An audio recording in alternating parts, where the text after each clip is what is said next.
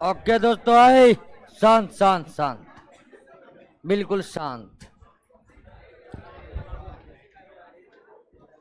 आइए दोस्तों, उम्र आपकी ऐसी है कि आप इतना समझदार तो हो ही गए होंगे कि किसी भी चीज को समझना है तो सबसे पहला जरूरी चीज है कि शांत रहना जरूरी है, तब आप किसी चीज को समझ सकते। तो शांत हो जाइए और जो बोल रहे हैं उसको समझने की कोशिश कीजिए। क्या पढ़ रहे हैं हम लोग? अच्छा, चलिए दोस्तों, तो हम लोग न्यूट्रिशन चैप्टर को पढ़ रहे हैं और न्यूट्रिशन का पूरा प्रोसेस प्लांट में कैसे कंप्लीट होता है वे हम देख चुके। और पौधों में स्वपोषण होता है, पौधों में प्रकाशीय स्वपोषण होता है, और पौधों में प्रकाशीय स्वपोषण होने के लिए या पौधे में प्रकाशीय स्वपोषण जिस प्रोसेस के द्वारा कंप्लीट होता है उसका नाम फोटोसिंथेसिस है। फोटोसिंथेसिस क्या है उसको हम देख चुके हैं, और आप जब फोटोसिंथेसिस के प्रश्नों पर गए होंगे तो निश्चित तौर पर आपसे बनना चालू हो गया होगा। बन रहा था कि नहीं बन रहा था? प्रत्येक दिन क्लास के बाद आप प्रश्नों पर जाइए, देखिए कि आज की क्लास से कितना प्रश्न बना है। अब आइए, हमारा जो सिलेबस का अगला भाग है न्यूट्रिशन,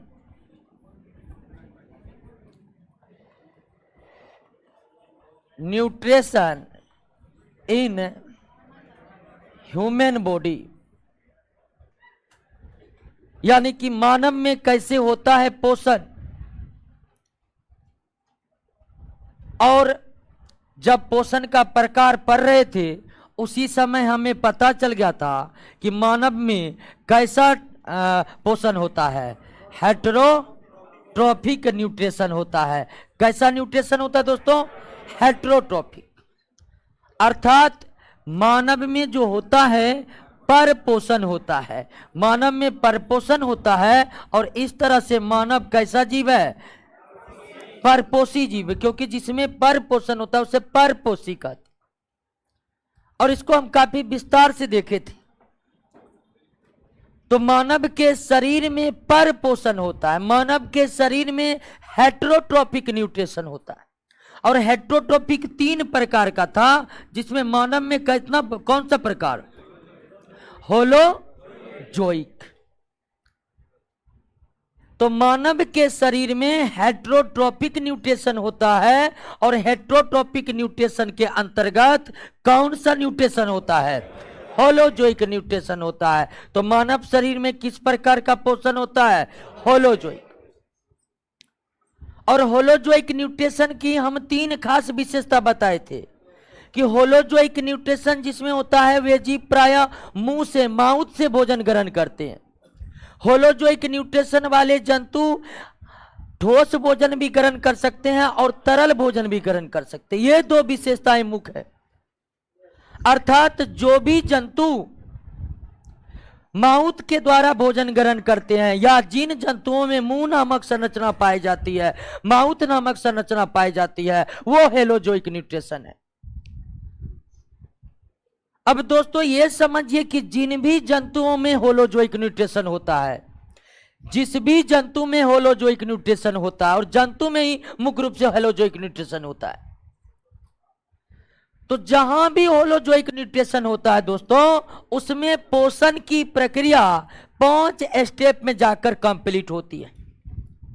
होलोजोइक न्यूट्रिशन जो कंप्लीट होता है, किसी में भी, मानव में भी होलोजोइक होता है, और किसी भी जंतु में जो होलोजोइक न्यूट्रिशन होता है, तो होलोजोइक न्यूट्रिशन कितने स्टेप में कंप्लीट होता है? 5 स्टेप में, जिसमें पहला स्टेप है इनजेशन। पहला स्टेप क्या है? इनजेशन, यानी कि भोजन का अंतर्ग्रहण, भोजन का अंतर्ग्रहण। और भोजन का अंतर्ग्रहण का क्या मतलब हुआ? भोजन का अंतर्ग्रहण का मतलब हुआ भोजन को माउथ में लेना ही क्या कहलाता है? अंतर्ग्रहण। आप जो भोजन करते हैं तो भोजन को थाली से उठाकर जैसे मुंह में डाले, वे कौन सी प्रक्रिया कहलाएगी? इनजेशन। इनजेशन के बाद दूसरी प्रक्रिया होता है डाइजेशन। क्या होता है? डाइजेशन यानी कि पाचन। इंजेशन के बाद क्या शुरू होता है दोस्तों? पाचन। ये पाचन की प्रक्रिया केवल किसमें होता है? इससे पहले दो और प्रकार का पोषण है, दो और प्रकार का हेटेरोट्रोपिक न्यूट्रिशन पढ़े थे। एक था आपका पैरासाइटिक और दूसरा था सेप्रोफाइटिक, यानी मृतजीवी पोषण और परजीवी पोषण। मृतजीवी और परजीवी पोषण में यह सब कुछ नहीं पाया जाता, पाचन की प्रक्रिया नहीं पाई जाती है। तो जब भोजन का इंजेशन हो जाता है तो क्या शुरू होता है? डाइजेशन। डाइजेशन कंप्लीट होता के बाद एब्जॉर्प्शन शुरू होता है। क्या शुरू होता है? एब्जॉर्प्शन शुरू होता है, यानी भोजन का क्या? अवशोषण चालू होता है। क्या चालू होता है?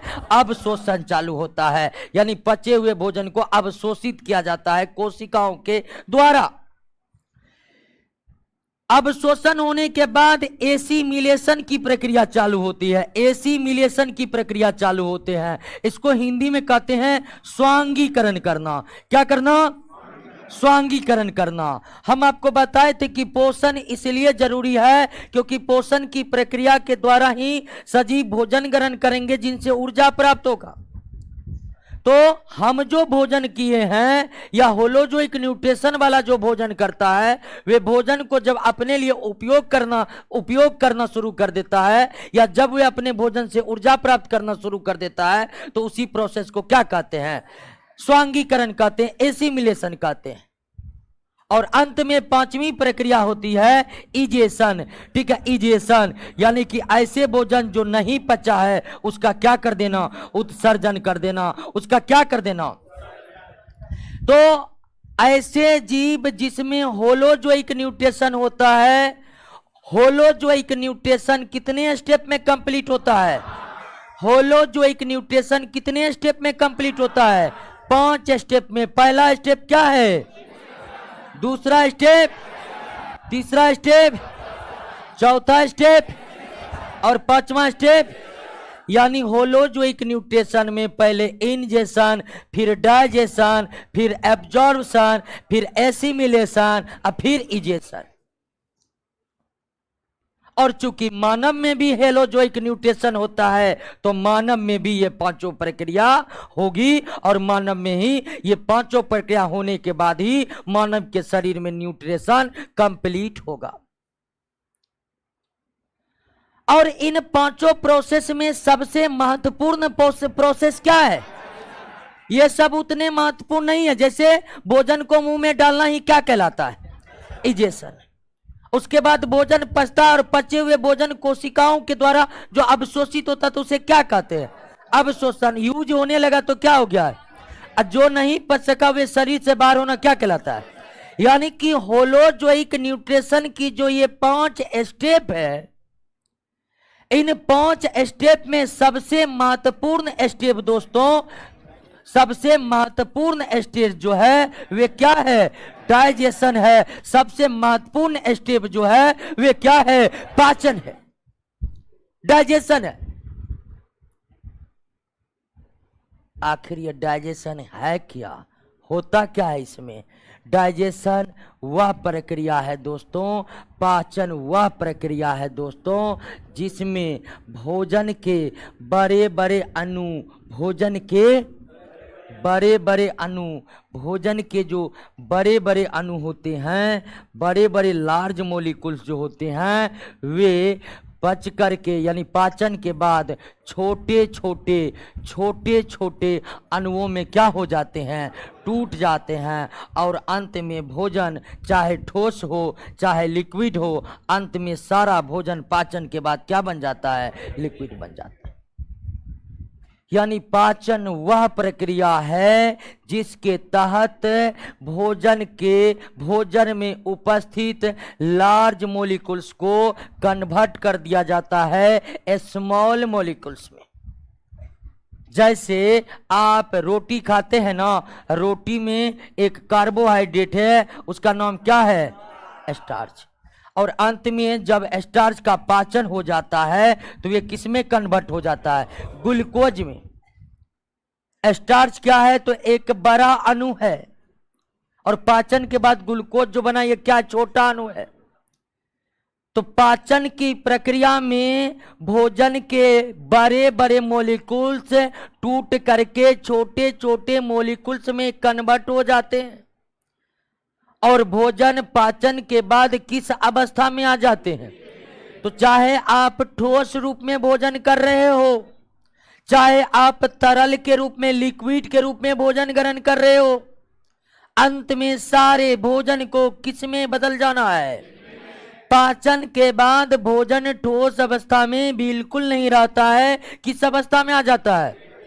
तो पाचन की प्रक्रिया क्या है, समझ गए ना? बड़े बड़े भोजन के अणुओं को जब छोटे छोटे अणुओं में विभक्त कर दिया जाता है एवं भोजन को तरल अवस्था में बदल दिया जाता है, तो यही प्रक्रिया क्या कहलाता है? तो होलोजोइक न्यूट्रिशन कितने स्टेप में जाकर कंप्लीट होता है? 5 स्टेप में जाकर कंप्लीट होता है। उन 5 स्टेप में सबसे महत्वपूर्ण स्टेप क्या है? पाचन। और पाचन इसलिए महत्वपूर्ण है कि उस पांचों प्रक्रिया में सबसे ज्यादा समय किसमें लगता है?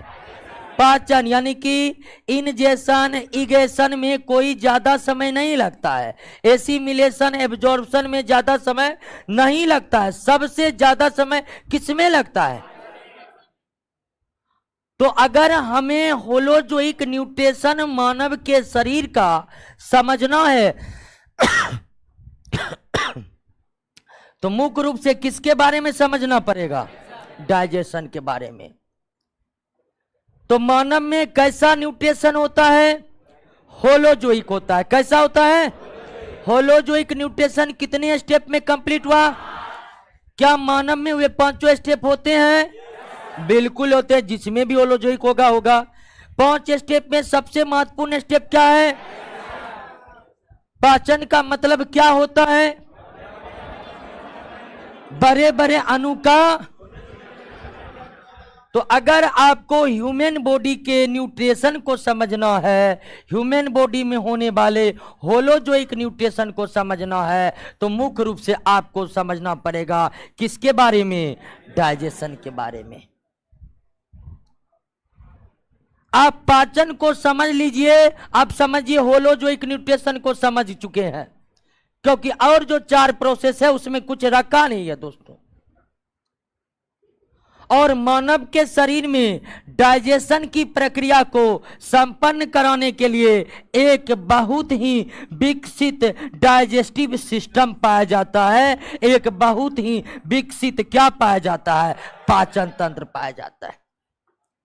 मानव के शरीर के होलोजोइक न्यूट्रिशन के अंतर्गत जो डाइजेशन की प्रक्रिया होगी, उस डाइजेशन को कंप्लीट कराने के लिए ह्यूमन बॉडी में क्या बने हुए दोस्तों? पाचन तंत्र बने हुए। और इसी पाचन तंत्र का काम होता है भोजन का क्या करना? पाचन करना। तो अगर होलोजोइक न्यूट्रिशन समझना है तो आपको डाइजेशन समझना पड़ेगा, और डाइजेशन करने वाला जो सिस्टम है वो डाइजेस्टिव सिस्टम है, इसीलिए आपको समझना पड़ेगा क्या? Digestive system. तो आइए अब ह्यूमन बॉडी के हम डाइजेस्टिव सिस्टम को पढ़ते हैं, क्योंकि डाइजेस्टिव सिस्टम ही डाइजेस्ट कराएगा, तब जाकर न्यूट्रिशन क्या होगा? कंप्लीट होगा। और कोई भी सिस्टम का मतलब क्या होता है? अंग तंत्र का मतलब क्या होता है? तो अंग तंत्र में कई अंग होते हैं जो मिलकर एक कार्य को क्या करते हैं? संपन्न करते हैं। तो मानव का भी डाइजेस्टिव सिस्टम किससे बना हुआ है? तो विभिन्न प्रकार के अंग से बना हुआ है, और विभिन्न प्रकार के ग्रंथियों से बना हुआ है, यानी कि ग्लैंड से बना हुआ है। तो मानव का जो आहार तंत्र है, सॉरी डाइजेस्टिव सिस्टम है, वे डाइजेस्टिव सिस्टम एक बड़ी नली आकार का है। मानव का जो डाइजेस्टिव सिस्टम है एक बड़ी नली आकार की संरचना है, जिस नली से कुछ अंग जुड़े हुए हैं, जिस नली से कुछ ग्रंथि जुड़े हुए हैं, और अंग और ग्रंथि मिलकर तैयार करते हैं क्या। और चूंकि ये डाइजेस्टिव सिस्टम नली आकार के हैं, इसीलिए डाइजेस्टिव सिस्टम के इस नली आकार की संरचना को हम क्या कहते हैं, आहार नाल कहते हैं, एलिमेंट्री कैनाल कहते हैं, जो लगभग कितना मीटर होता है, 8 से 10 मीटर होता है। अब फीट में देखिएगा तो 32 फीट होता है। मनुष्य के आहार नाल की लंबाई कितनी होती है, 8 से 10 मीटर होती है, या फीट में कितना, 32 फीट होता है। फीट में कितना होता है दोस्तों। तो मानव के डाइजेस्टिव सिस्टम कुछ अंग और कुछ ग्रंथियों से मिलकर बना हुआ है।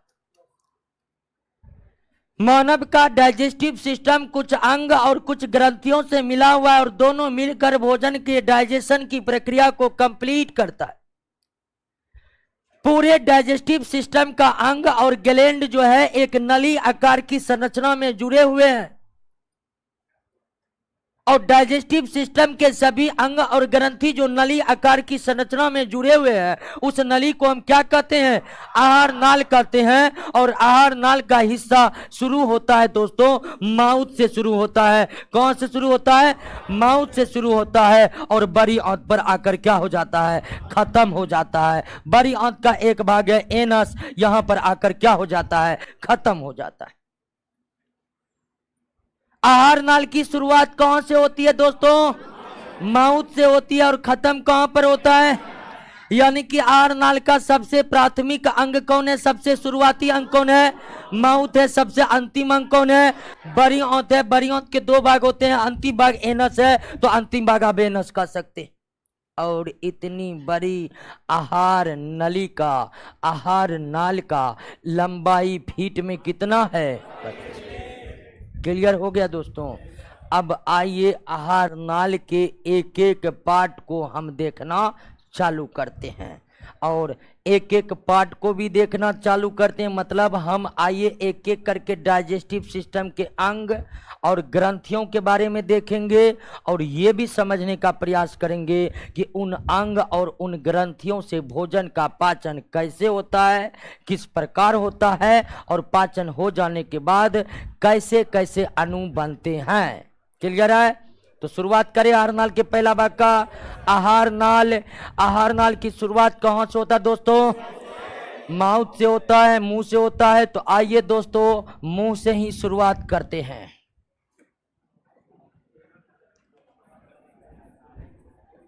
माउथ,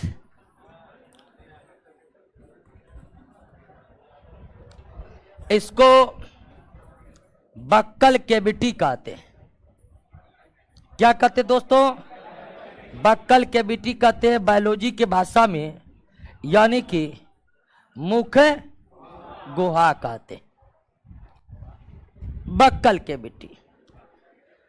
अब माउथ के बारे में हमको नहीं लगता बताने का जरूरत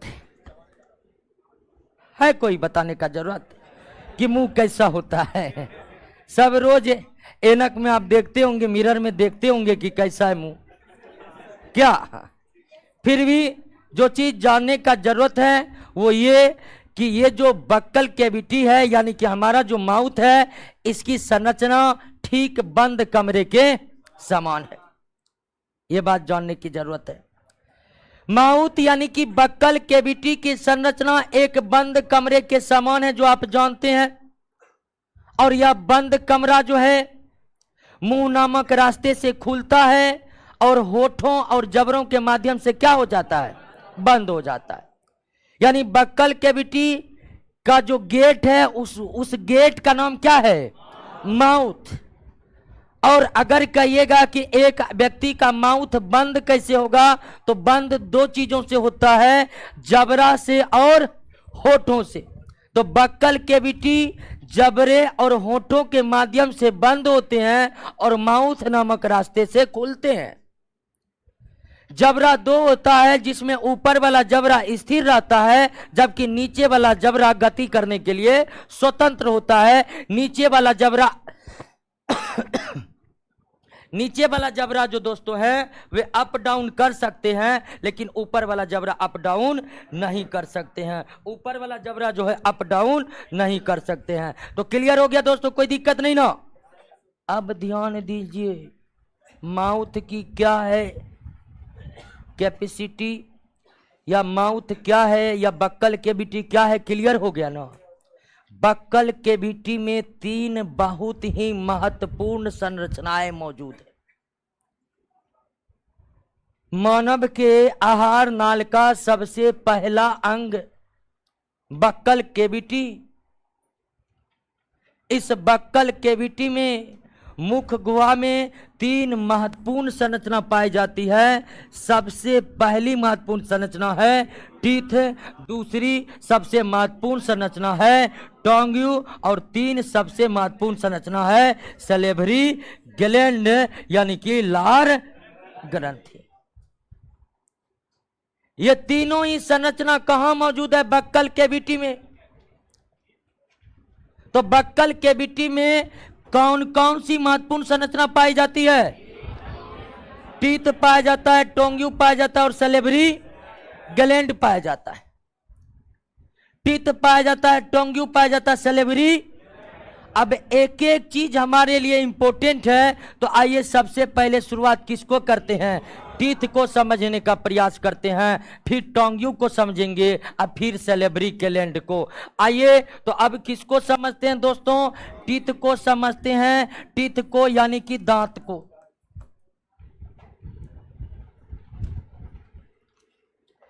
तो बक्कल कैविटी में कौन कौन सी महत्वपूर्ण संरचना पाई जाती है दोस्तों?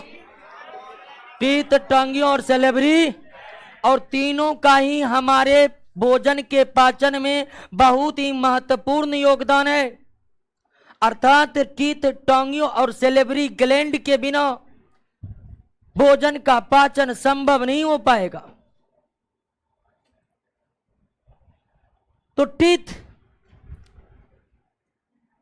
और टीथ कितने हैं इसमें तो कोई दिक्कत नहीं, सब जानते होंगे। कितने हैं दोस्तों? 32।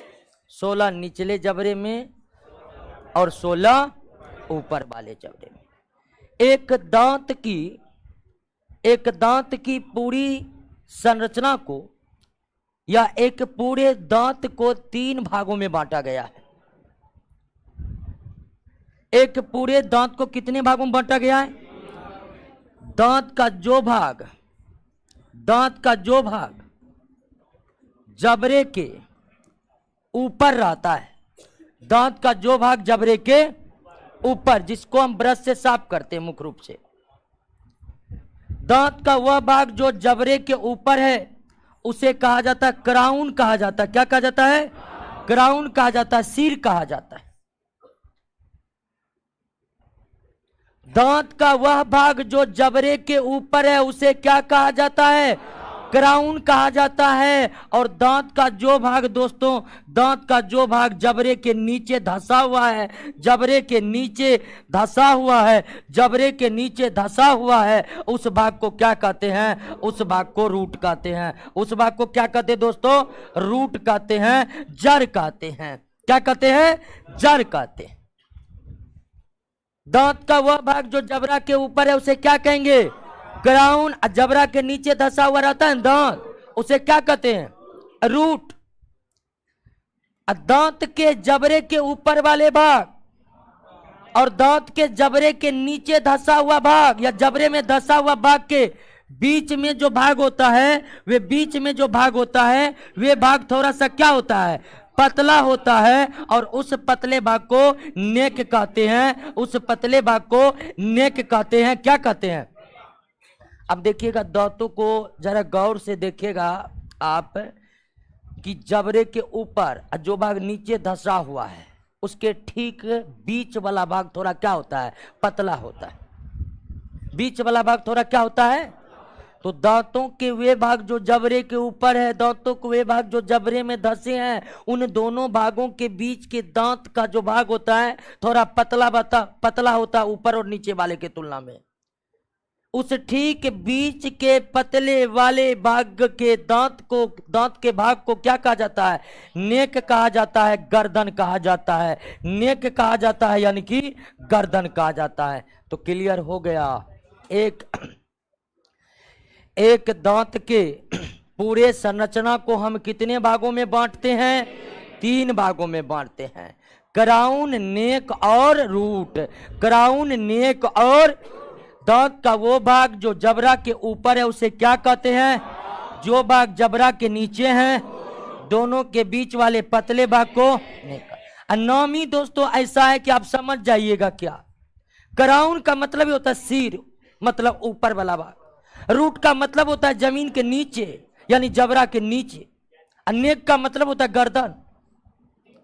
तो दांत के भिन्न भिन्न भागों को जो नाम दिया गया है उस नाम से ही आपको स्पष्ट हो जाता है कि यह दांत के कौन से भाग हैं। इसमें याद रखने में आपको कोई कठिनाई नहीं होने वाली है, होने वाली। अब आइए दांत बने किससे होते हैं इसको समझने की कोशिश करते हैं दोस्तों। दांत बने किसके होते हैं? दांत जो है वह भिन्न भिन्न प्रकार के या अलग अलग घनत्व वाली उत्तकों से निर्मित होता है। एक दांत का सिंगुलर में टूथेन कहते हैं जी। एक दांत के संरचना, एक दांत को बनाने में 3 चीज भाग लेते हैं। एक दांत को बनाने में कितने चीज भाग लेते हैं? पल्प कैविटी, पहला क्या है? Pulp cavity. दूसरा है आपको क्या? डेंटाइन। और तीसरा है आपको क्या? एनामेल। तो दांत किन किन चीजों से मिलकर बना होता है? या एक दांत की संरचना को बनाने में कौन कौन सी भाग लेते हैं? पल्प कैविटी, डेंटाइन और एनामेल। दांत की संरचना की सबसे भीतरी भाग को क्या कहते हैं? Pulp cavity. दांत के संरचना में सबसे भीतरी भाग जो होता है दांत का वो क्या कहलाता है? पल्प कैविटी कहलाता है। और दांत के इस भाग में दोस्तों पाए जाते हैं क्या? ब्लड वेसल पाए जाते हैं। इस भाग में रक्त का संचार होता है। इस भाग में नर्व्स पाए जाते हैं। क्या पाए जाते हैं? नर्व्स पाए जाते हैं, तंत्रिका पाए जाते हैं जो दांतों का खबर ब्रेन तक पहुंचाते हैं।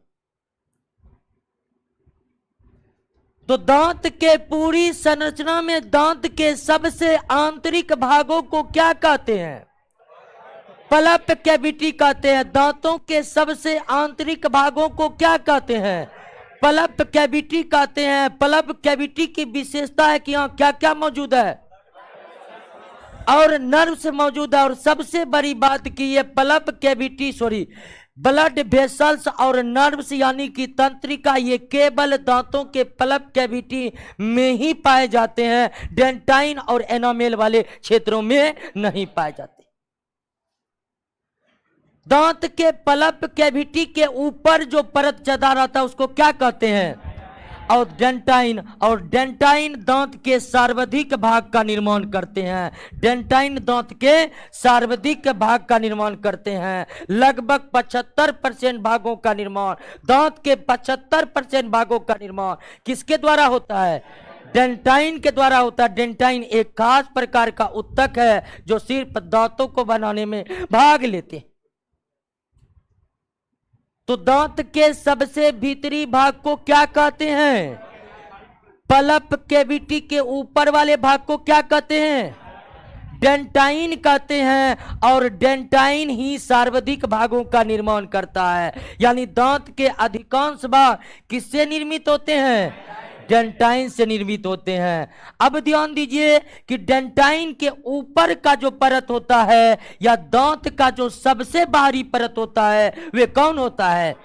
एनामेल होता है। दांतों का जो सबसे बाहरी परत होता है वे क्या होता है?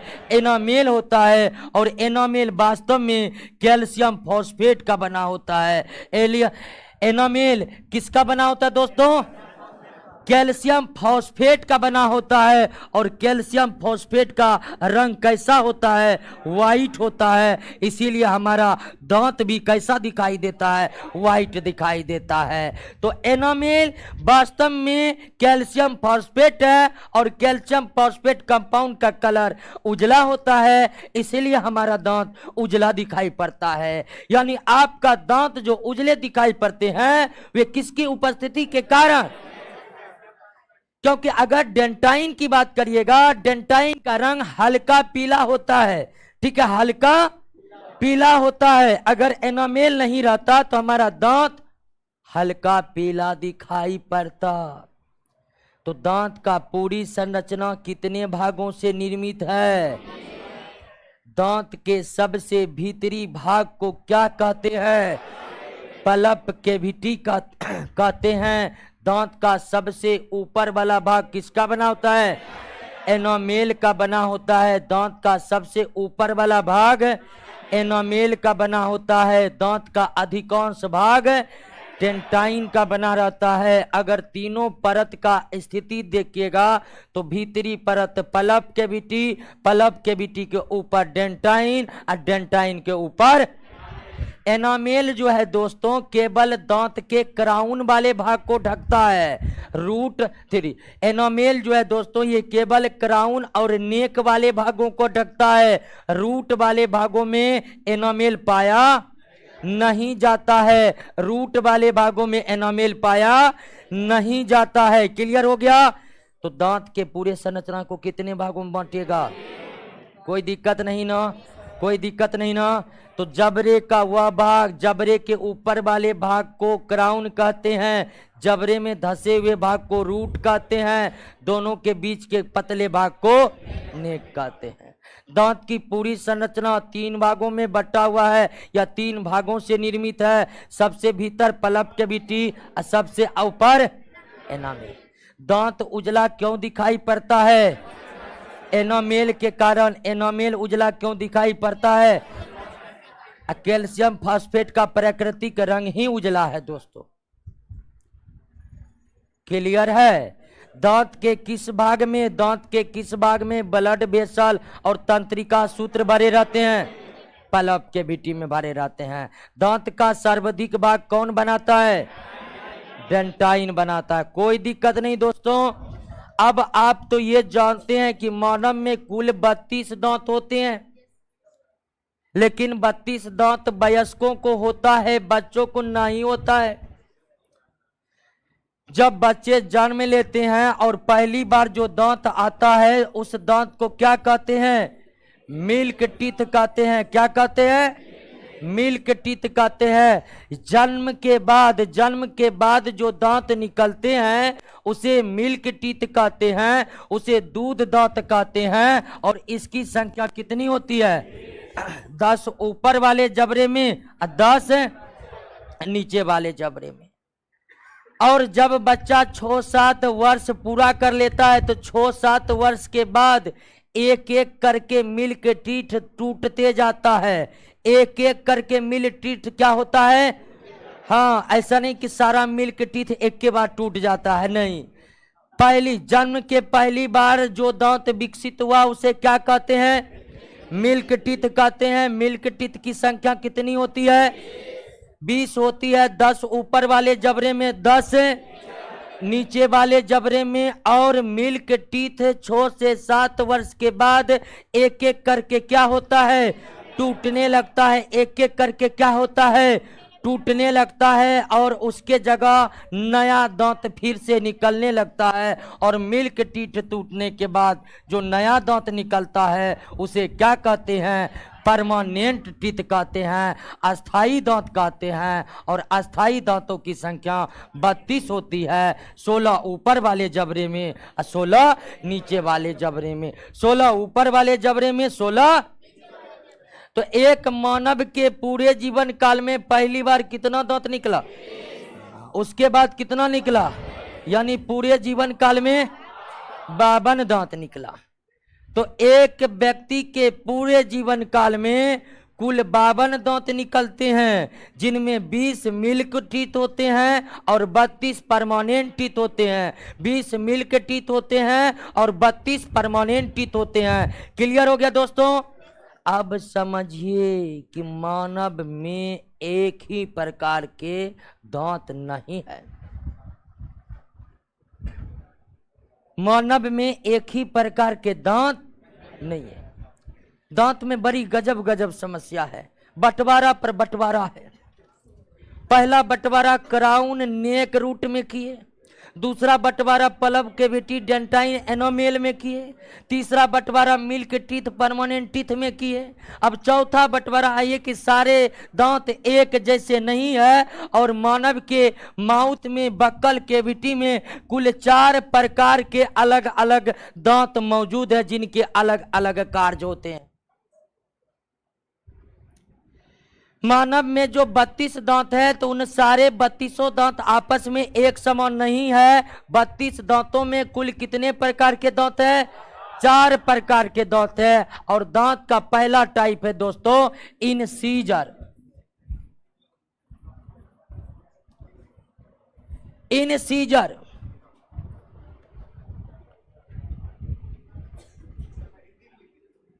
हिंदी ही है।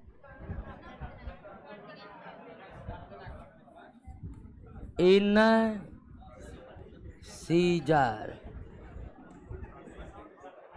ये है हिंदी।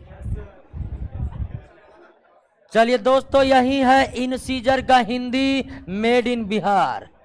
क्या है? हल्ला मत करिए। हिंदी नाम इतना अल्टर है ना, हमको खुद याद नहीं रहता। है हल्ला मत करिए। हाँ कहिए।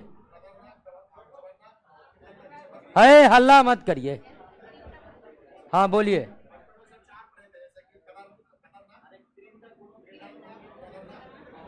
ओ बता रहे, बैठिए। इंग्लिश नाम में याद रखिए, ठीक रहेगा। ए तुमको बोलने बोले ठीक से बैठो, कल ID कार्ड दिखा देना।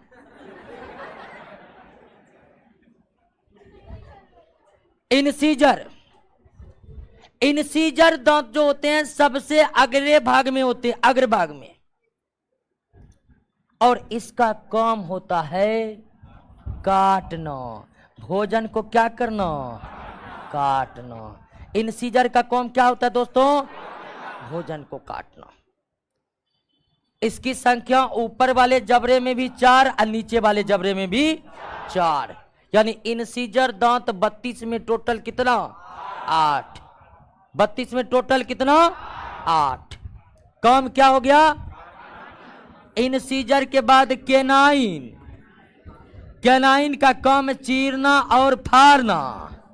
चीरना और फाड़ना। मांसाहारी जीव के जो दांत बाहर निकले रहते हैं हल्का, वे कौन दांत होते हैं?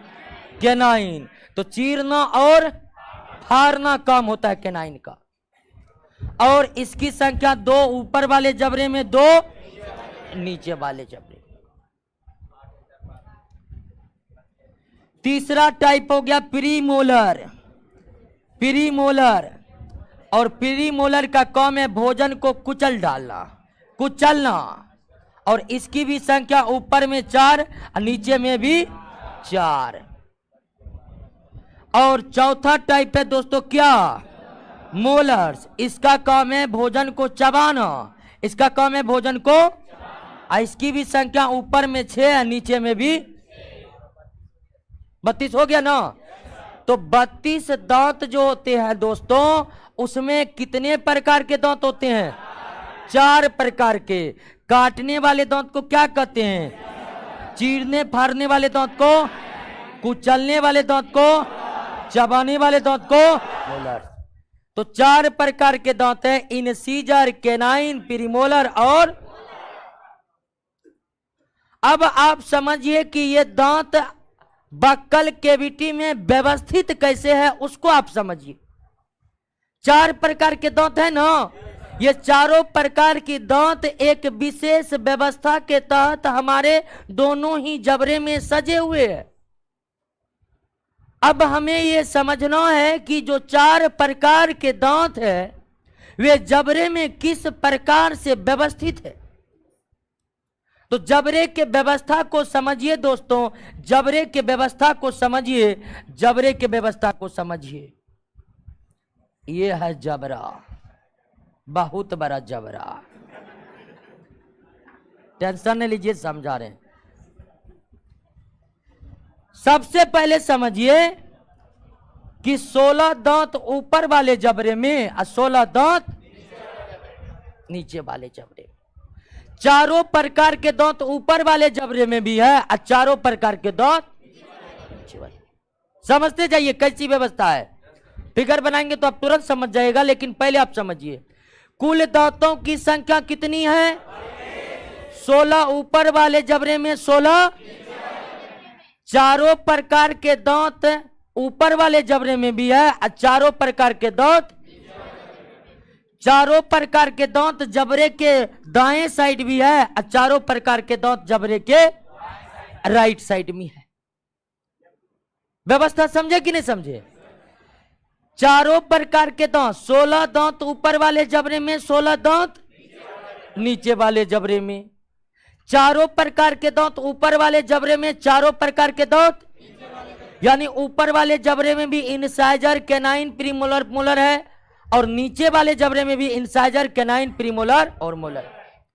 उसके बाद एक जबड़ा में 8 दांत बाएं, 8 दांत, 8 दांत बाएं, 8 दांत और 8 दांत में चारों प्रकार के दांत बाएं तरफ भी है, चारों प्रकार के दांत दाएं तरफ भी है। अब इसकी विशेषता को आप समझिए। सबसे पहले 2 इंसीजर बाएं तरफ, 2 इंसीजर दाएं तरफ। ये जबड़ा है, मान लीजिए जबड़ा है, तो आगे में 2 इंसीजर बाएं और 2 इंसीजर दाएं, आई फॉर इंसीजर। इंसीजर के बाद एक कैनाइन बाएं और एक कैनाइन दाएं। व्यवस्था देख रहे हैं तो का, एक कैनाइन बाएं और एक कैनाइन, उसके बाद 2 प्रीमोलर बाएं और 2 प्रीमोलर दाएं, 2 प्रीमोलर बाएं और 2 प्रीमोलर, उसके बाद 3 मोलर्स बाएं और 3 मोलर्स दाएं, 3 मोलर्स बाएं, 3 मोलर्स दाएं। गणिए 16 हुआ, 1 2 3 4 5 6 7 8 9 10 11 12 13 14 15 16। सेम व्यवस्था क्लियर हो गया। तो चारों प्रकार के दांत ऊपर वाले जबड़े में भी है, चारों प्रकार के दांत, चारों प्रकार के दांत जबड़े के बाएं तरफ भी है, चारों प्रकार के दांत जबड़े के दाएं तरफ भी है। कैसे कैसे है? तो सबसे आगे में इंसीजर, उसके बाद कैनाइन, उसके बाद प्रीमोलर और उसके बाद। क्लियर है दोस्तों? समझ गए दांतों की व्यवस्था? कोई दिक्कत दांत में नहीं ना? दांत क्लियर? एक बार और ध्यान दे दीजिए, और ध्यान ये दीजिए, दांत क्लियर हो गया ना, कोई दिक्कत नहीं होगा। एक बार फिर से देख लीजिए, बंटवारा जबरदस्त हुआ है। पहले ये समझ लेना है कि दांत का वो भाग जो जबड़े के ऊपर रहता है क्राउन कहलाता है, जो जबड़े में धंसा होता है रूट कहलाता है। दांत के क्राउन और रूट के बीच के पतले भाग को क्या कहते हैं? नेक कहते हैं। उसके बाद दांत की पूरी संरचना को 3 भागों में बांटा जा सकता है, पल्प, कैविटी, डेंटाइन और इनामेल। दांत के सबसे भीतरी भाग पल्प, कैविटी, सबसे ऊपर का भाग, सर्वाधिक भाग किससे बना है? डेंटाइन। मानव के पूरे जीवन काल में 52 दांत निकलते हैं। जन्म के बाद जो दांत निकलते हैं उसे मिल्क टीथ कहते हैं, जिसकी संख्या 6 से 7 वर्ष के बाद मिल्क टीथ एक बार टूट जाते हैं कि एक एक करके? एक एक करके टूटते जाते हैं, उसके जगह नए नए टीथ आते जाते हैं। और जब वयस्क अवस्था में दांत निकलते तो टोटल कितना, 32 दांत में 16 ऊपर जबड़े में 16, 32 दांत में कुल कितने प्रकार के दांत, इंसीजर, कैनाइन, प्रीमोलर और किन दांतों की संख्या सर्वाधिक है, 4 प्रकार के दांतों में सर्वाधिक दांत कौन होता है, मोलर। अब ध्यान दीजिए दोस्तों कि बच्चों में दांतों की संख्या कितनी थी, तो बच्चों में प्रीमोलर बिल्कुल भी नहीं होते हैं और अंतिम मोलर भी नहीं होते हैं। बच्चों में यानी मिल्क टीथ में कौन कौन टीथ का अभाव होता है, प्रीमोलर और, अब गनिए 2 3 4 5 5 10 दूनी 20 पुर गया। तो बच्चों में या मिल्क टीथ में जो 20 ही दांत होते हैं तो कमी कौन कौन दांत की होती है, तो बच्चों में प्रीमोलर एक भी, ना निचले जबड़े में ना ऊपर जबड़े में। उसके बाद अंतिम मोलर टीथ जो है दोस्तों वे भी बच्चों में नहीं होते हैं। तो बच्चे में प्रीमोलर और अंतिम मोलर टीथ का क्या होता है, अभाव होता है। अंतिम मोलर टीथ का क्या होता है, अभाव होता है। बच्चों में कौन कौन दांतों का अभाव होता है, और दोस्तों ये जो अंतिम मोलर टीथ है ना, ये अंतिम मोलर टीथ है, इसको विजडम टीथ कहते हैं।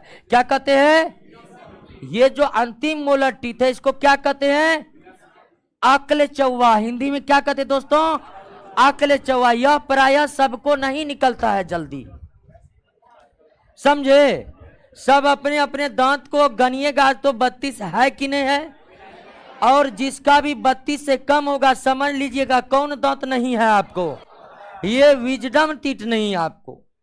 और दोस्तों विजडम टीथ का कोई काम भी हमारे बक्कल कैविटी में नहीं होता है। ये टीथ इतने पीछे होते हैं कि न तो यहाँ भोजन पहुंच पाता है न ही यहाँ ब्रश पहुंच पाता है, केवल यहाँ पर जीभ पहुंच पाता है। और इस दांत पर सफाई करने की पूरी जिम्मेदारी हमारे जीभ की होती है, टोंगियों की होती है। इसीलिए आप देखे होंगे कि जिस भी व्यक्ति का दांत सड़ता है तो सड़ेगा कौन दांत प्रायः, मोलर, क्योंकि ये पीछे में होते हैं। और लोग जब ब्रश करते वक्त ध्यान नहीं देते हैं तो ब्रश यहाँ पर पहुंचता ही नहीं जब तक आप पहुंचाइएगा नहीं।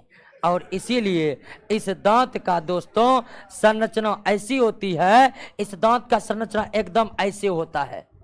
इसमें भोजन का कण कभी कभी क्या होता है, फंस जाता है। अब हड़बड़ी में ब्रश मारे भोजन का कण नहीं निकला, फंसा रह गया। अब भोजन सड़ जाएगा तो उसके बाद दांत भी धीरे धीरे क्या होने लगेगा, सड़ने लगेगा। एक दिन पता चलेगा दांत कि आधा सड़ गया है, आधा सड़ने के बाद पता चलेगा। और पता क्यों नहीं चलता है जल्दी, इतना पीछे में रहता है कोई अनुमान नहीं लगता। क्लियर है दोस्तों, दांतों की व्यवस्था को समझ गए, कोई दिक्कत नहीं ना। अब आइए टीथ फार्मूला को समझते हैं।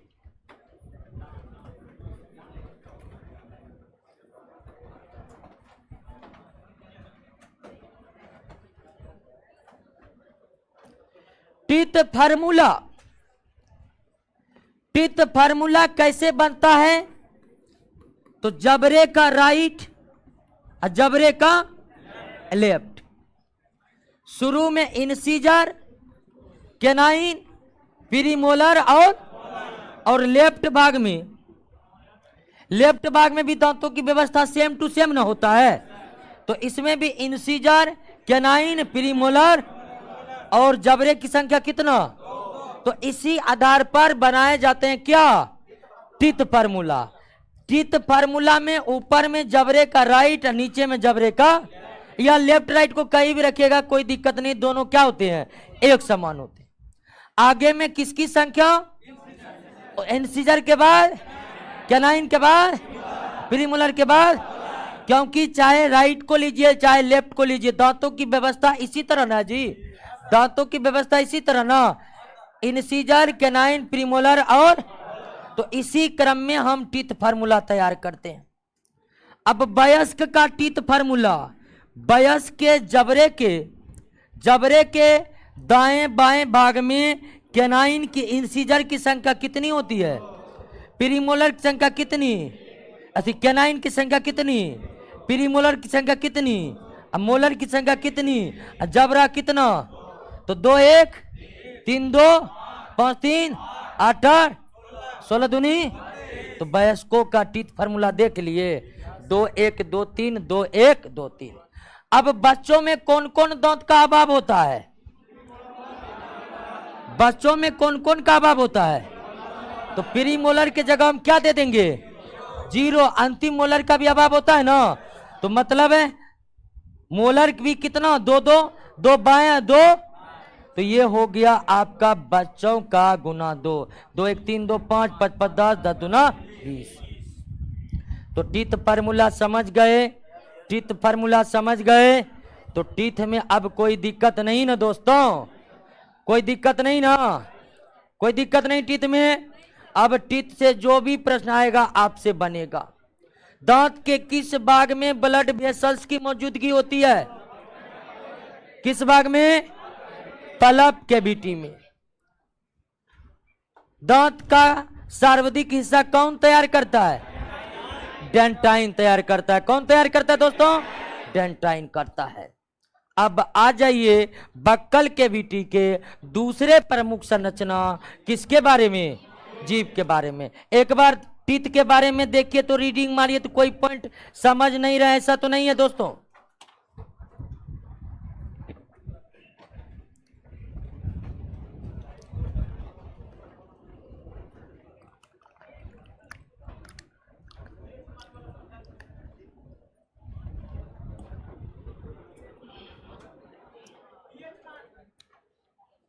पीएच मान पढ़िए ना, पीएच मान।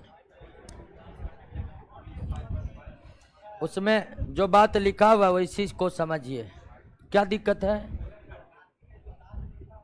क्या दांत? हल्ला मत करिए। क्या पूछ रहा है? हाँ, हाथी का दांत वे सेकेंड इंसीजर बड़ा होता है। हाथी का जो दांत निकला रहता है वे कौन होता है? Second incisor. क्लियर है दोस्तों? ऑनलाइन वाला सब ठीक ठाक है?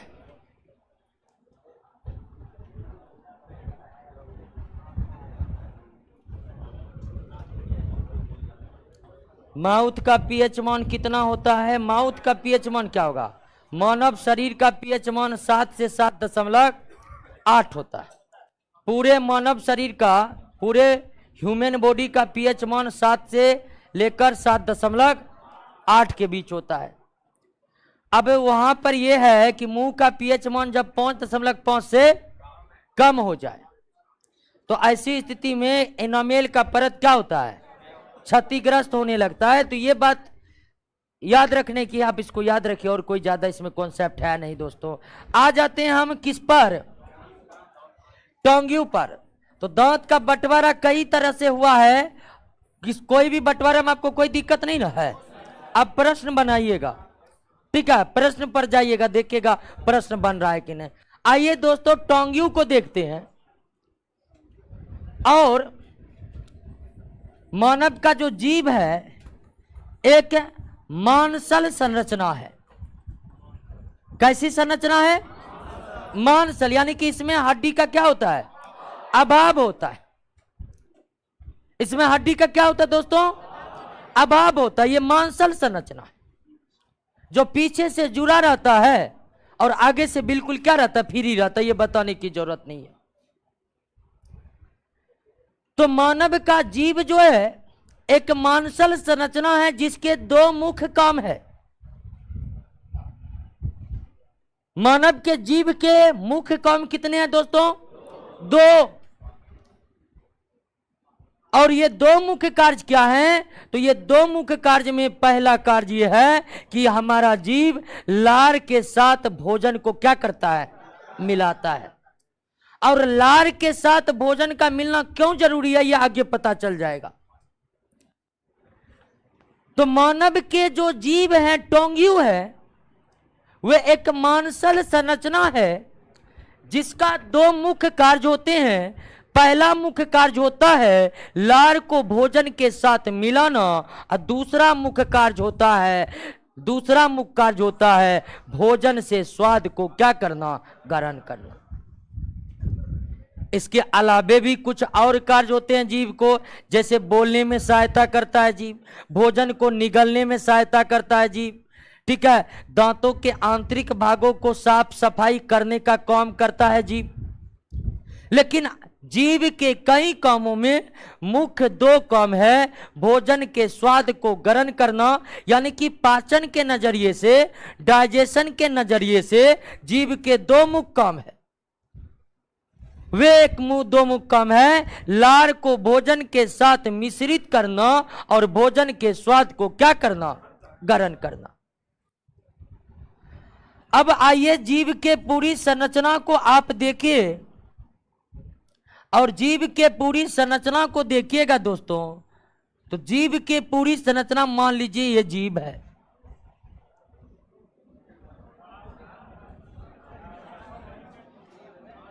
मान लीजिए ये क्या है दोस्तों, जीव है। तो जीव पर जो होते हैं दोस्तों, जीव पर क्या होते हैं, रोएदार संरचना पाई जाती है। क्या पाई जाती है, छोटे छोटे रोएदार संरचना पाई जाती है।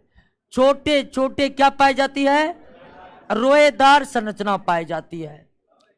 और जीव के ऊपर जो छोटे छोटे रोएदार संरचना पाई जाती है, जीव के ऊपर जो एकदम महीन महीन रोएदार संरचना पाई जाती है, इसे कहते हैं दोस्तों पेपीला।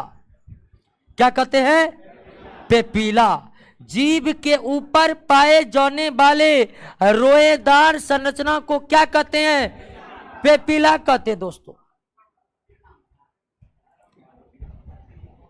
और पेपीला जो है दोस्तों तीन प्रकार के होते हैं। कह रहा कहां लिखा हुआ है, नहीं झलका है जी, तब पढ़ेगा तब न दिखेगा। अब ध्यान दीजिए दोस्तों कि पेपीला भी कितने प्रकार के होते हैं, तीन प्रकार के होते हैं। एक बीच में पेपीला और दूसरा साइड साइड का पेपीला। दूसरा कहां कहां का पेपीला, साइड साइड फैला, पूरे एकदम साइड साइड फैला। और एक पेपीला दोस्तों होता है, एक पेपीला यहां पर सबसे अंत में, और ये काफी मोटा पेपीला होता है। ये काफी क्या होता है दोस्तों, मोटा पेपीला होता है। ये काफी दोस्तों क्या होता है, मोटा पेपीला होता है। तो जीव की संरचना को आप फिर से समझिए। पूरे जीव के ऊपर रोएदार संरचना पाई जाती है, और जीव के ऊपर पाए जाने वाले रोएदार संरचना को क्या कहते हैं, पेपीला कहते हैं। और यह पेपीला में क्या रहता है दोस्तों, इस पेपीला में रहता है टेस्ट बड। इस पेपीला में क्या पाया जाता है, टेस्ट बड्स पाए जाते हैं। क्या पाए जाते हैं, टेस्ट बड्स पाए जाते हैं। स्वाद कलियां पाई जाती है, जिसका काम होता है स्वाद को क्या करना, ग्रहण करना। जिसका काम होता है स्वाद को क्या करना, ग्रहण करना। और जीव के ऊपर जो रोएदार संरचना पाई जाती है, ये कितने प्रकार के, एक बीच में अलग तरह का रोएदार संरचना है, साइड साइड अलग रोएदार संरचना है, और सबसे अंत में एक जो रोएदार संरचना है वे इन दोनों के तुलना में थोड़ा ज्यादा मोटा है, इन दोनों के तुलना में ज्यादा मोटा है। अब तीनों पेपीला के अलग अलग नाम है। बीच में जो पेपीला है, ये जो बीच में जो पेपीला है दोस्तों, इस पेपीला को कहते हैं क्या, फीलीफॉर्म। इस पेपीला को क्या कहते हैं, बीच वाले पेपीला को क्या कहते हैं, फीलीफॉर्म। और ये साइड साइड जो पेपीला है इसको क्या कहते हैं, फंगीफॉर्म। क्या कहते हैं, और सबसे अंत में जो पेपिला है उसको क्या कहते हैं? सरकमवेलेट कहते हैं। सरकमवेलेट कहते हैं। सरकमवेलेट कहते हैं। तो जीभ में कितने तरह के पेपिला पाया जाता है? 3 प्रकार के। जीभ के बीचों बीच जो पेपिला होता है उसे क्या कहते हैं? फिलीफॉर्म कहते हैं। साइड साइड जो पेपिला उसे क्या कहते हैं? फंगीफॉर्म कहते हैं। और सबसे अंतिम में जो थोड़ा मोटे आकार का पेपिला है उसे क्या कहते हैं? सरकमवेलेट कहते हैं। उसे क्या कहते हैं? सरकमवेलेट कहते हैं। अब ध्यान दीजिए दोस्तों कि इस 3 प्रकार के पेपिला में स्वाद कलिकाएं केवल फंगीफॉर्म में रहता है और सरकमवेलेट में रहता है। ये बीच में जो फिलीफॉर्म पेपिला है इसमें कोई स्वाद कलिका मौजूद, यानी कि जीभ के बीचों बीच से आप भोजन के स्वाद को ग्रहण नहीं कर सकते। पेपिला ऐसी संरचना ही थी जिसमें टेस्ट बड्स मौजूद था और वे भोजन से स्वाद को क्या कर सकता है? ग्रहण कर सकता है। लेकिन जीभ के ये जो बीचों बीच पेपिला होते हैं दोस्तों, जीभ के बीचों बीच जो पेपिला होते हैं, ये पेपिला में कोई टेस्ट बड नहीं होता है, यानी कि फिलीफॉर्म पेपिला में कोई स्वाद कलिकाएं मौजूद नहीं होते हैं। स्वाद कलिकाएं केवल कहां मौजूद होती है? फंगीफॉर्म में और सरकम, यानी कि जीभ के साइड साइड के पेपिला में स्वाद कलिका है और ऊपर वाले पेपिला में स्वाद कलिका है। बीच वाले पेपिला में कोई स्वाद कलिकाएं मौजूद नहीं। और ध्यान दीजिए दोस्तों, ध्यान ये दीजिए कि ये जो फंगीफॉर्म पेपिला है, फंगीफॉर्म पेपिला किधर है दोस्तों? साइड। इसमें दोस्तों मीठा, खट्टा और नमकीन स्वाद ग्रहण करने वाली स्वाद कलिकाएं होती हैं।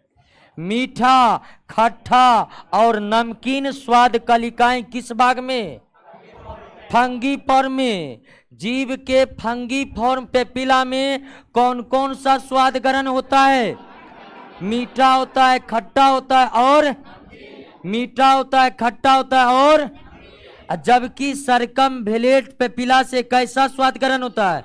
तीखा, या तीखा को कुछ लोग कड़वा बोलते हैं, तो जो भी आप बोलना चाहे। तो क्लियर हो गया दोस्तों? किस पेपिला में कोई स्वाद कलिकाएं नहीं रहती है? या आपसे पूछ देगा कि जीभ के किस भाग में कोई स्वाद कलिकाएं मौजूद नहीं रहती है, तो बीच वाले भाग में कोई स्वाद कलिकाएं मौजूद। जीभ के अग्रभाग में स्वाद कलिकाएं हैं, जीभ के दोनों पार्श्व भाग में स्वाद कलिकाएं हैं, जीभ के सबसे पिछले वाले भागों में स्वाद कलिकाएं हैं, लेकिन जीभ के बीच में कोई स्वाद कलिकाएं नहीं मौजूद है। जीभ के बीच में कोई स्वाद कलिकाएं नहीं मौजूद है। क्लियर है? कोई दिक्कत नहीं ना? अब एक बार जीभ को पुनः बांटते हैं। अब देखिए, जैसे आप क्या देखे कि जो फंगीफॉर्म पेपिला है, साइड साइड वाला पेपिला है, इसमें तो मीठा स्वाद भी ग्रहण होता है, खट्टा स्वाद भी ग्रहण होता है, नमकीन स्वाद भी ग्रहण होता है, लेकिन ये सभी स्वाद फंगीफॉर्म पेपिला में मौजूद होते हैं। अर्थात मीठा, खट्टा, नमकीन, इन सभी स्वाद को ग्रहण करने वाली स्वाद कलिकाएं फंगीफॉर्म पेपिला में मौजूद तो रहता है, लेकिन एक जगह मौजूद। तो जीभ के भिन्न भिन्न भागों में कौन सा स्वाद ग्रहण होता है वे आप देखते जाइए। जीभ के टोंगियों के भिन्न भिन्न भागों में कैसा स्वाद ग्रहण होता है उसको समझ लीजिए। सबसे आगे में मीठा, मीठा के बाद नमकीन, मीठा के बाद नमकीन, नमकीन के बाद खट्टा, नमकीन के बाद खट्टा, खट्टा के बाद तीखा, खट्टा के बाद तीखा। तीखा मतलब कड़वा, जैसे मिर्च, तीखा। और बीच में कोई स्वाद कलिकाएं मौजूद नहीं होती। तो जीभ के अग्रभाग में कौन सा स्वाद ग्रहण होता है? मीठा के बाद कौन सा स्वाद? नमकीन के बाद कौन सा स्वाद? सबसे पीछे कौन सा स्वाद? बीच में कौन सा स्वाद? कोई दिक्कत नहीं ना, क्लियर हो गया। दांत क्लियर है दोस्तों, जीभ क्लियर है। अब आइए, बक्कल कैविटी में कौन सी महत्वपूर्ण संरचना पाई जाती है? कितने महत्वपूर्ण संरचना बक्कल कैविटी में? 3। कौन कौन? टीथ पाया जाता है, टोंग्यू पाया जाता है और सेलेबरी ग्लैंड पाया जाता है।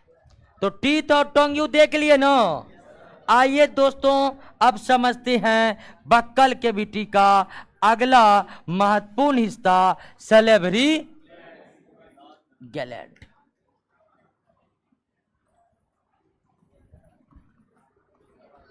लार ग्रंथि।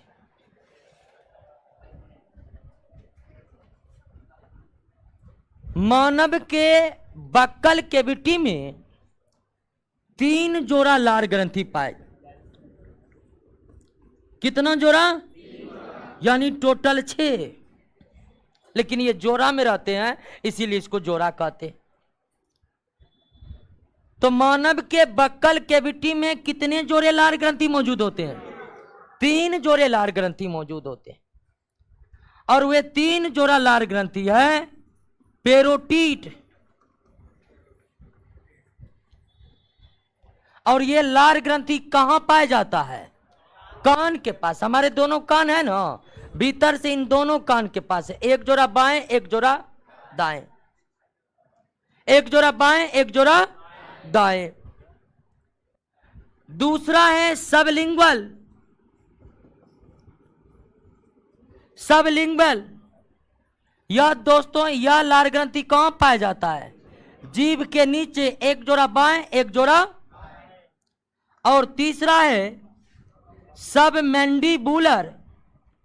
सबमैंडिबुलर, और यह कहां पाया जाता है? जबड़े के नीचे, एक जोड़ा बाएं, एक जोड़ा।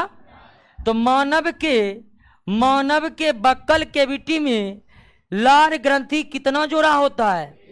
3 जोड़ा। एक जोड़ा पेरोटिड, एक जोड़ा सबलिंगुअल और एक जोड़ा सबमैंडिबुलर।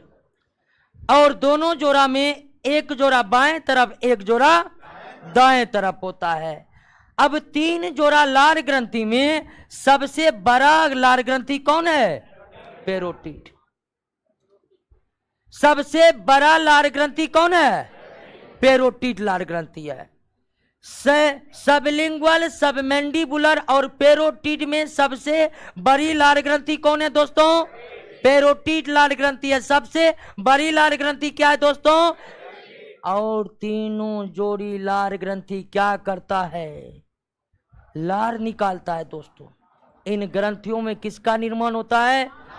और तीनों ग्रंथियां मिलकर प्रतिदिन 1 से 1.5 लीटर लार का निर्माण करता है। एक वयस्क मानव के शरीर में प्रतिदिन तीनों जोड़ी लार ग्रंथियां मिलकर के 1 से 1.5 लीटर लार का निर्माण करता है। 1 से 1.5 लीटर लार का निर्माण करता है। अब लार को इंग्लिश में कहते हैं क्या? सेलिबा। क्या कहते हैं? सेलिबा कहते हैं। तो 3 जोड़ी लार ग्रंथि मिलकर प्रतिदिन कितना लार का सेक्रेशन करते हैं? 1 से 1.5 लीटर। और लार जो है निकलते ही क्षारीय बन जाता है। यानी लार की पीएच वैल्यू जो होती है 7 से ज्यादा हो जाती है। यानी कि लार एक प्रकार का क्षारीय तरल पदार्थ है। लार एक प्रकार का क्या है? क्षारीय तरल पदार्थ है। लार एक प्रकार का क्या है? क्षारीय तरल पदार्थ है। अब ध्यान दीजिए दोस्तों कि 3 जोड़ी लार ग्रंथि से जो लार निकलता है, यह लार में क्या रहता है? तो यह लार में दोस्तों 99% क्या पाया जाता है? जल पाया जाता है। लार का 99% भाग वाटर यानी जल है। जल के बाद, लार में जल के बाद दो महत्वपूर्ण एंजाइम पाया जाता है। एक एंजाइम का नाम है टायलिन। टायलिन का पी साइलेंट रहता है। टायलिन यह एक प्रकार का क्या है दोस्तों? और एंजाइम का निर्माण कहां होता है? तो ग्रंथि में। कौन ग्रंथि में? पाचन तंत्र वाली ग्रंथि में। और दूसरा होता है लाइसोजाइम। लाइसोजाइम। उसके बाद थोड़ा सा सोडियम, थोड़ा सा क्लोरीन यानी कि लवण होते हैं। लेकिन लार का अधिकांश भाग किससे निर्मित होता है? लार में कौन कौन एंजाइम पाया जाता है? टायलिन और लाइसोजाइम। लार में कौन कौन एंजाइम मौजूद रहता है? टायलिन और लाइसोजाइम। एंजाइम क्या है? तो एंजाइम एक ऐसा पदार्थ है जो हमारे भोजन को पचाने का काम करेगा। यानी कि एंजाइम की अनुपस्थिति में भोजन का पाचन संभव नहीं है। और इस एंजाइम का निर्माण पाचन तंत्र के अंतर्गत आने वाले सभी ग्रंथियों में होता है। जैसे आप लार ग्रंथि में देख रहे हैं कि टायलिन और लाइसोजाइम का निर्माण हुआ। क्लियर हो गया? तो लार में कौन कौन सा एंजाइम मौजूद रहता है? क्लियर है दोस्तों? अब आइए कि यह एंजाइम क्या करता है। तो यह एंजाइम भोजन को पचाता है और भोजन का पाचन हमारे मुख गुहा से ही क्या हो जाता है? प्रारंभ। और भोजन के पाचन को प्रारंभ किस एंजाइम करता है? टायलिन एंजाइम करता है। यानी भोजन के पचाने की प्रक्रिया, और पचाने का मतलब होता है लार्ज मॉलिक्यूल्स को स्मॉल मॉलिक्यूल्स में तोड़ डालना। डाइजेशन ऑफ फूड का मतलब क्या होता है? डाइजेशन ऑफ फूड का मतलब होता है कि लार्ज मॉलिक्यूल्स खंडित होकर के स्मॉल मॉलिक्यूल्स में कन्वर्ट हो जाएगा।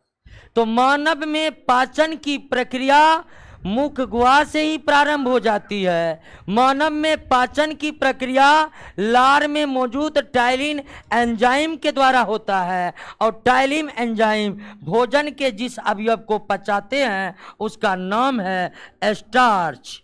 उसका नाम क्या है? खासकर हम जो अनाज खाते हैं, चावल हो गया, गेहूं हो गया, मक्का हो गया, जौ हो गया, ये सब जो अनाज खाते हैं, इस अनाज में मुख्य रूप से क्या मौजूद रहता है? दोस्तों? इसी स्टार्च पर प्रतिक्रिया करता है कौन एंजाइम? Ptyalin enzyme. और टायलिन एंजाइम स्टार्च कार्बोहाइड्रेट को तोड़ करके किसमें कन्वर्ट कर देता है? यानी टायलिन का काम है स्टार्च को किसमें बदल देना। यानी स्टार्च एक लार्ज मॉलिक्यूल्स है, जबकि माल्टोज एक क्या है? Small molecules. एक और चीज बनता है, डेक्स्ट्रीन बनता है, लेकिन डेक्स्ट्रीन इंपॉर्टेंट नहीं है। आप याद रखिए कि स्टार्च को माल्टोज में जो बदलता है, कौन एंजाइम बदलता है? टायलिन एंजाइम कहां रहता है? लार में मौजूद रहता है। स्टार्च माल्टोज में बदलता है किस भाग में? मुख गुहा में। कहां पर? ये जो रिएक्शन होता है किसमें होता है? मुख गुहा में। अब दोस्तों ध्यान दीजिए, यहां पर एक क्वेश्चन पूछता है, जैसे आप रोटी खाते हैं और रोटी का स्वाद कैसा है, तो आप क्या बोलते हैं? रोटी स्वादहीन है। रोटी क्या है? स्वादहीन है। क्योंकि आज रोटी चावल सब स्वादहीन ना है। ध्यान दीजिए, यहां पर हल्ला फिर करिएगा, समझ रहे हैं कि नहीं? पाचन अभी हम लोग मुंहे में हैं, ठीक है? तो पूरा डिटेल में सोलो सोलो ले जा रहे हैं, एक बैग फिर देंगे तो फोटोसिंथेसिस वाला हाल हो जाएगा क्या। बहुत डार्क नहीं समझाता ना, टेंशन नहीं लीजिए, डार्क हम भी बहुत अच्छा से नहीं समझते सच में। मतलब डार्क रिएक्शन जो हम बताए थे वो एकदम शॉर्ट में बताए थे। डार्क रिएक्शन में 8 बड़ा कॉम्प्लेक्स रिएक्शन है, असाइक्लिक है। तो फिलहाल पाचन समझ रहे हैं ना। तो एक प्रश्न आता है दोस्तों कि रोटी को बहुत अधिक देर तक मुंह में चबाने पर कुछ समय के बाद वे चबाया गया रोटी मीठे प्रतीत होने लगते, ऐसा क्यों। यानी कि शुरुआत में जब हम रोटी खाते हैं तो कोई स्वाद का पता, लेकिन कुछ देर के बाद चबाते चबाते स्वाद क्या हो जाता है, मीठा। ये होता क्या है कि जब हम रोटी खाए तो रोटी में क्या मौजूद है, स्टार्च, एक स्वादहीन कार्बोहाइड्रेट। स्टार्च कैसा कार्बोहाइड्रेट है, स्वादहीन कार्बोहाइड्रेट, इसमें कोई स्वाद नहीं होता है। जबकि माल्टोज का स्वाद कैसा होता है। तो जब हम रोटी को बहुत अधिक देर तक चबाते हैं मुंह में, तो लार उस रोटी के साथ मिल जाता है, जिसके कारण लार का टाइलिन रोटी के स्टार्च को कन्वर्ट कर देता है किसमें, जैसे ही माल्टोज बनता है हमें मीठे स्वाद का अनुभव होने लगता है। यानी कि रोटी को अधिक देर तक चबाने पर उसका स्वाद मीठा इसीलिए प्रतीत होता है क्योंकि स्टार्च किसमें कन्वर्ट हो जाता है, माल्टोज। तो भोजन का पाचन कहां से प्रारंभ होता है, मुख गुहा में भोजन का पाचन कौन करता है, लार के कौन एंजाइम के द्वारा, टाइलिन किसको किस में बदलता है, स्टार्च को। अब सवाल यह है कि क्या जितने भी स्टार्च हमारे भोजन में मौजूद है, क्या वे सभी स्टार्च मुंह में ही माल्टोज में कन्वर्ट हो जाता है। तो ऐसा बिल्कुल भी नहीं है दोस्तों। हम अपने भोजन के माध्यम से जितने भी स्टार्च लेते हैं, उस स्टार्च का लगभग 33% भाग का पाचन कहां होता है, मुंह में होता है। शेष स्टार्च का पाचन तंत्र के अगले भाग में जाकर कंप्लीट होता है। यानी कि भोजन का पाचन मुंह में शुरू होता है और खासकर सबसे पहले कार्बोहाइड्रेट कंपोनेंट का पाचन शुरू होता है। लेकिन यह कहिएगा कि पूरा कार्बोहाइड्रेट मुंह में ही पच जाता है, तो ऐसा बिल्कुल भी नहीं है। मुंह में लगभग कितने % का पाचन होता है, 33% का पाचन होता है। कितने प्रकार का, कितने % का। अब दोस्तों ध्यान दीजिए कि लार में टाइलिन एंजाइम के बाद कौन मौजूद था, लाइसोजाइम एंजाइम मौजूद था। टाइलिन का क्या काम है वो तो आप समझ गए। टाइलिन का काम है स्टार्च को किस में बदलना, माल्टोज में बदलना। और लाइसोजाइम का काम है भोजन के साथ जो हानिकारक कुछ सूक्ष्म जीव प्रवेश कर गए हैं, उस हानिकारक सूक्ष्म जीव को लाइसोजाइम क्या कर देते हैं, खत्म कर देते हैं। अब लाइसोजाइम की भी अपनी एक क्षमता है, या पूरी क्षमता के साथ तो दोस्तों मतलब हर तरह के सूक्ष्मजीव को मारने में तो सक्षम नहीं है, लेकिन लाइसोजाइम का काम यही है हानिकारक सूक्ष्मजीवों को क्या करना, खत्म करना। मुंह क्लियर हो गया, कोई दिक्कत नहीं दोस्तों, माउथ क्लियर हो गया है।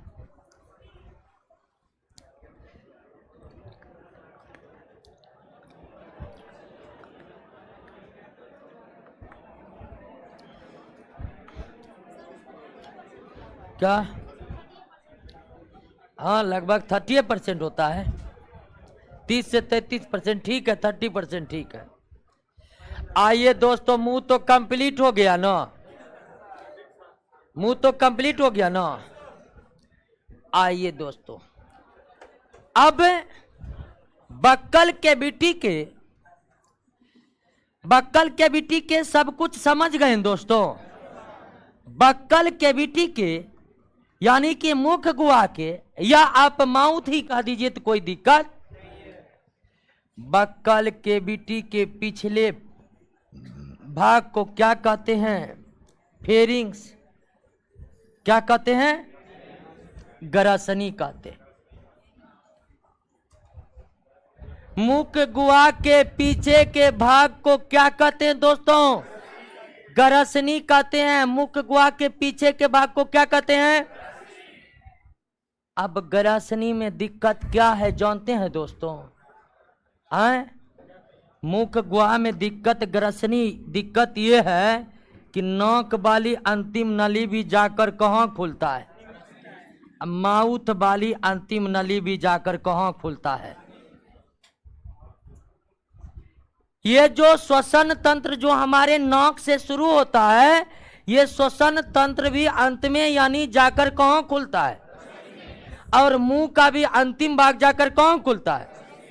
यानी कि मुख गुहा का जो पिछला भाग ग्रसनी है, वहां पर एक ही जगह पर श्वसन मार्ग भी खुलता है और उसी जगह पर भोजन मार्ग भी खुलता है, लेकिन दोनों का रास्ता अलग अलग होता है। श्वसन मार्ग का रास्ता फेफड़ा है, जबकि भोजन मार्ग का रास्ता आमाशय यानी पेट है। अब यहां डिस्टरबेंस हो गया तो क्या होगा? ऐसा हो सकता है कि भोजन फेफड़ा में जाकर बैठल है, हवा पेट में चला गया। हो सकता है, क्योंकि दोनों एक ही जगह है, लेकिन होता नहीं। ये बात अब जानते हैं क्यों नहीं होता है, वो इसी को समझना है हमको। यानी कि दोस्तों फेरिंग्स जो है, ग्रसनी क्या है समझ गए ना? मुख गुहा का अंतिम भाग क्या है? अब ग्रसनी लंग दिक्कत क्या है समझ गए ना? ग्रसनी में दिक्कत यह है कि यहाँ श्वसन मार्ग भी आकर खुलता है और यहाँ आहार नाल का भी हिस्सा आकर के खुला हुआ है।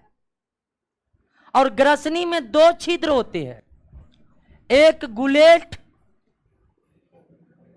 एक छिद्र का नाम क्या है? और दूसरा छिद्र का नाम क्या है? ग्लोटिक्स। ग्लोटिक्स से क्या प्रवेश करेगा? हवा। जो हवा कहां जाएगा? और गुलेट से क्या प्रवेश करेगा? भोजन। जो भोजन जाएगा कहां पर? आमाशय में। मुख गुहा के पिछले वाले भाग को क्या कहते हैं? अब फेरिंग्स में एक ही जगह पर दो छिद्र है, गुलेट और फेरिंग्स, यानी कि मुख गुहा के पिछले हिस्से में एक ही जगह पर दो छिद्र है, गुलेट नामक छिद्र किसका है? भोजन का। ग्लोटिक्स नामक छिद्र हवा का। अब दोनों छिद्र एक ही जगह है, लेकिन अगर भोजन ग्लोटिक्स में प्रवेश कर जाएगा तो भोजन फेफड़ा में चला जाएगा, इससे आदमी की मृत्यु हो सकती है। लेकिन अगर हवा गुलेट से प्रवेश कर गया तो कोई दिक्कत। तो चूंकि यहां पर दो छिद्र है, तो व्यवस्था क्या बनी हुई है दोस्तों आपको पता है? व्यवस्था यह बनी हुई है कि ग्लोटिक्स नामक छिद्र के ऊपर में एक ढक्कन चढ़ा हुआ, किसका? इपीग्लोटिक्स का। ढक्कन चढ़ा हुआ किसका? इपीग्लोटिक्स का। और गुलेट के ऊपर कोई ढक्कन।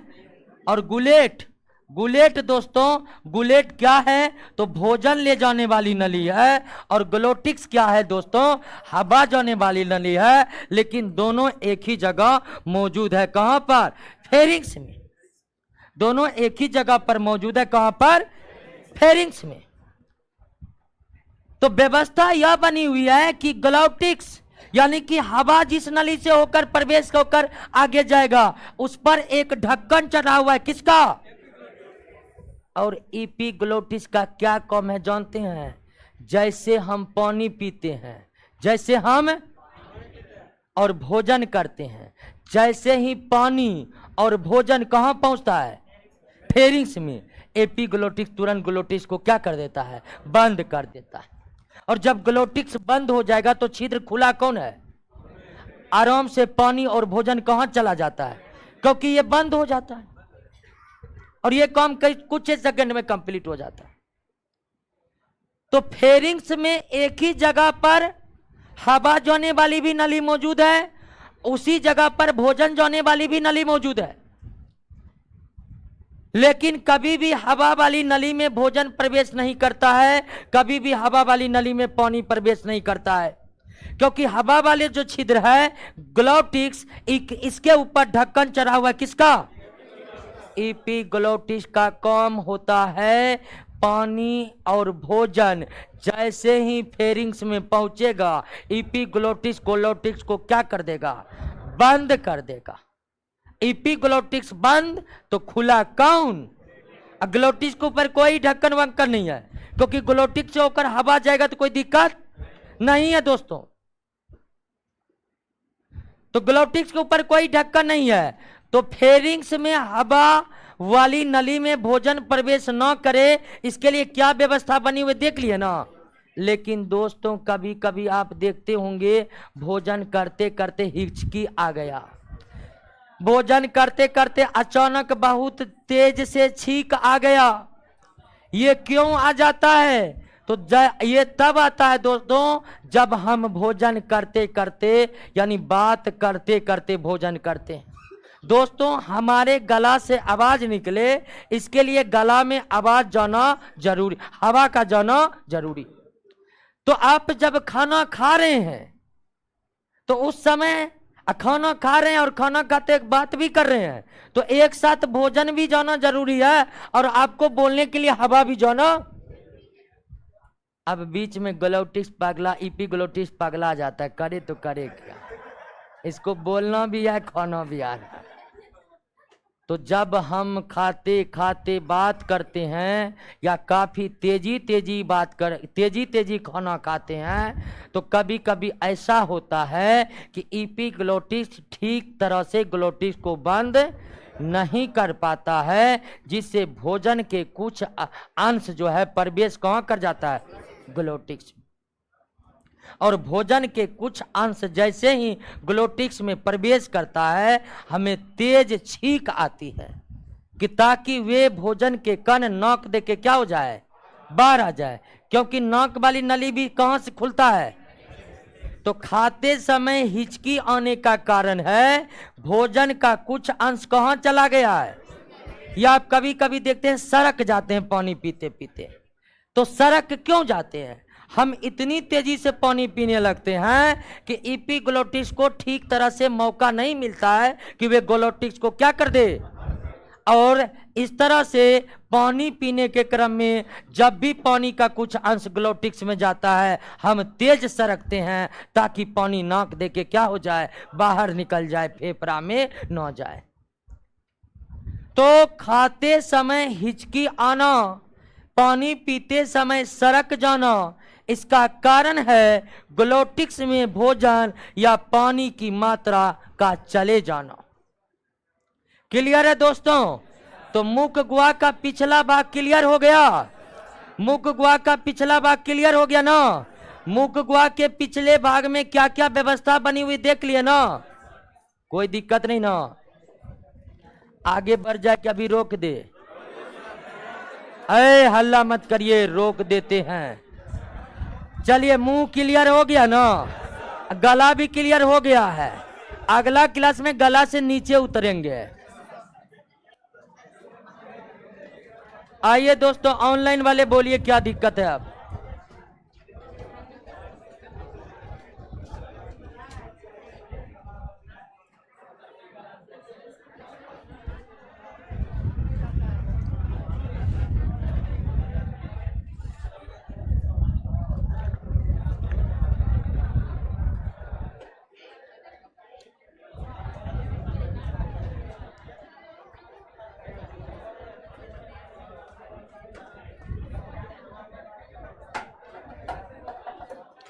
अंकित इसको उठा दीजिए, तो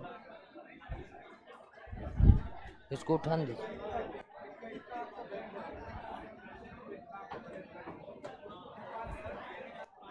चलिए अभिषेक राहुल टिकरामपुर,